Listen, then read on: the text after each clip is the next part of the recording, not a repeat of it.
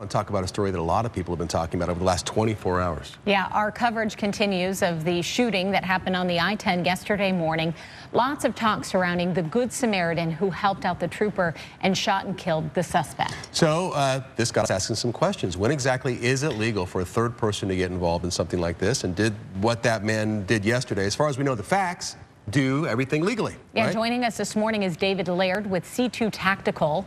Good morning to you and welcome back. We've had you on Thanks for being here, in David. other instances, and it really did get us thinking because there's so many different components that can go into your thinking if you are put into this situation, like this person was yesterday. And keeping your emotions in check so that you can evaluate and understand everything that's going on, because it's so fluid and so dynamic.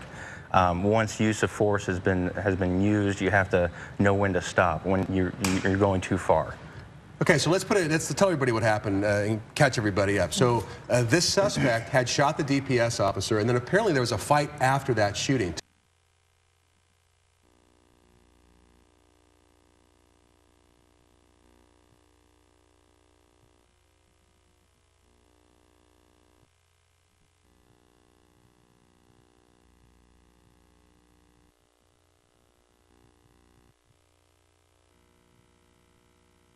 With situations like this or other instances is they all are so different. Correct. And you know, especially in a situation like this, it seemed, I mean, they were in a very remote area of the I-10, especially at that time of the morning. Not a lot of traffic, not a lot of people passing by. You said it was dark and things like that. But the situation can be so different depending on... Right, every fight is very fluid, very dynamic. Things are happening in split seconds.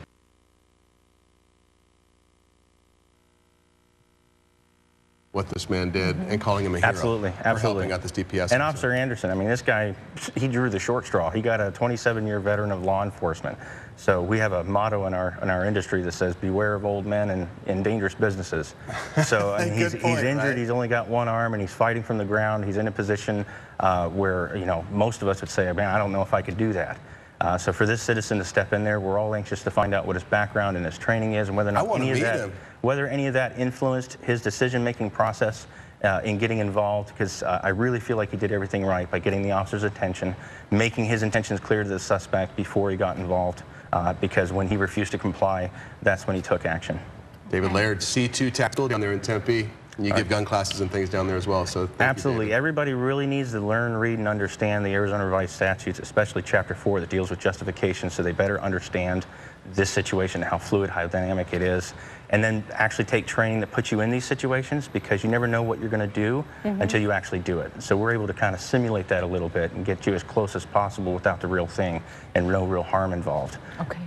David, thank you, sir. Thanks for coming down this morning. Thanks for having me. Thank you. Yes. And sir, if you're out there, I'd love to meet you.